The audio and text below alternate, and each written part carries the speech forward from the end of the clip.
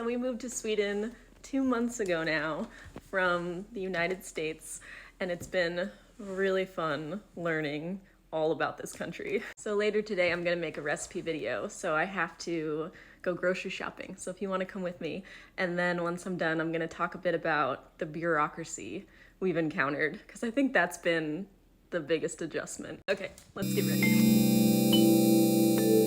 It's time to do another shopping trip.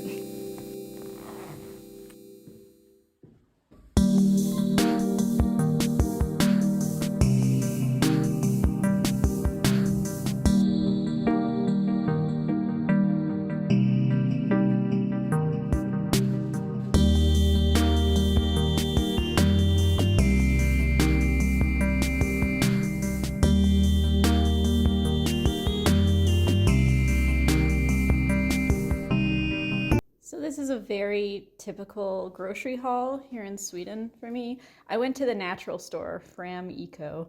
Unlike in the States, they don't really have natural sections of stores, at least that I've seen in grocery stores. They actually have whole organic stores, but they're much smaller than like Whole Foods or whatnot.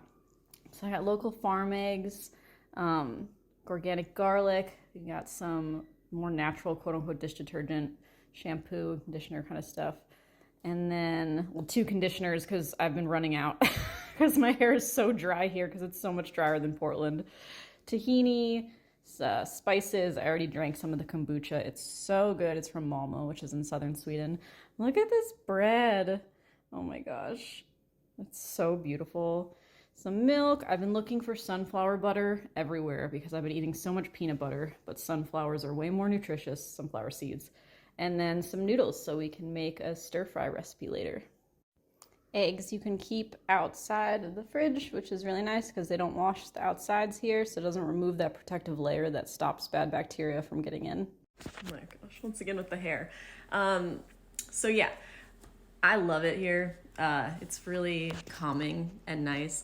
The bureaucracy thing, we had been warned about that beforehand because there's one thing I've kind of realized with different country systems, living in so many different places, and especially living with farmers, because when you live with farmers, you really see the deep parts of a society.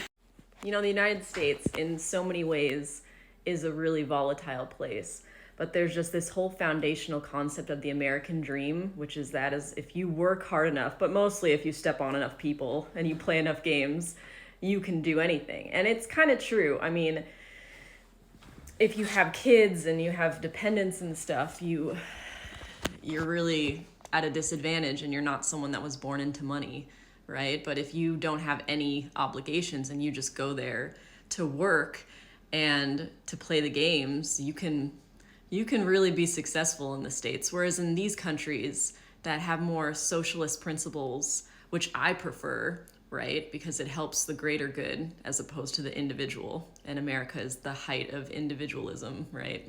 But from what I've gathered so far, right, and this is only a few months in, but it's this idea that in America, you can fall really far down and there will be nobody to catch you and nobody will care about you, like the medical debt thing, right? Or you're out of work and all of a sudden you don't have health care. And nobody cares. I mean, there's limited services in place, right? But in general, there's just not this sense of society and others wanting to take care of each other at all.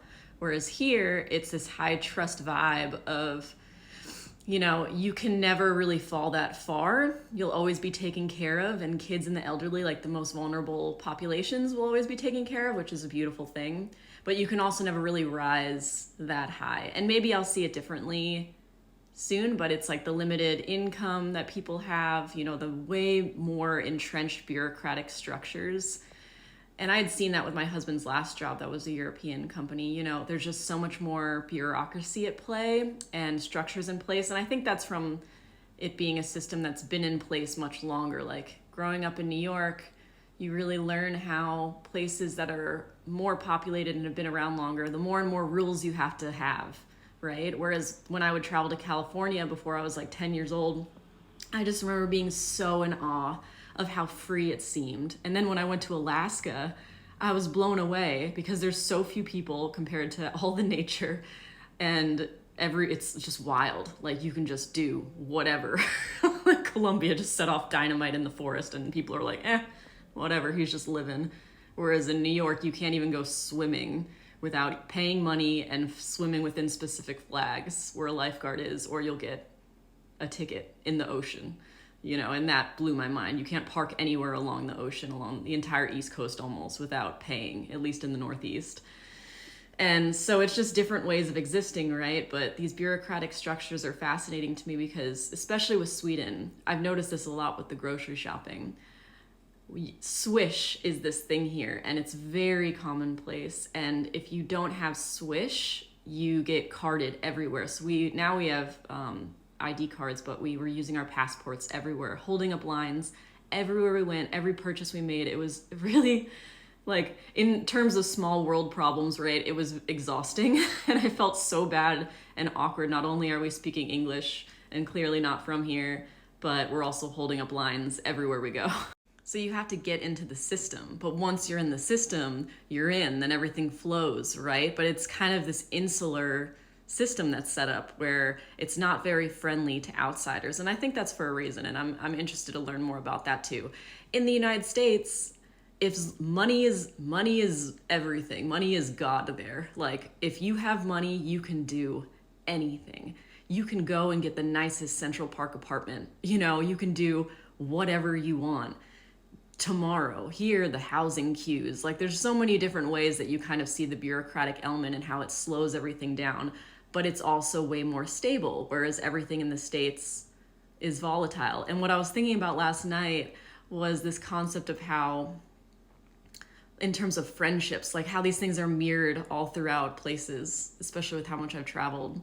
Friendships, like everybody here says that Swedish and Scandinavian people are really hard to make friends with, right? But when you make them, they're friends for life. The States, it's the opposite. Everyone is very friendly, and you can make like a superficial friend pretty easily, but are they going to stick around? The relationships are much more volatile sounding than here. And it's just funny how that kind of mirrors the entire system.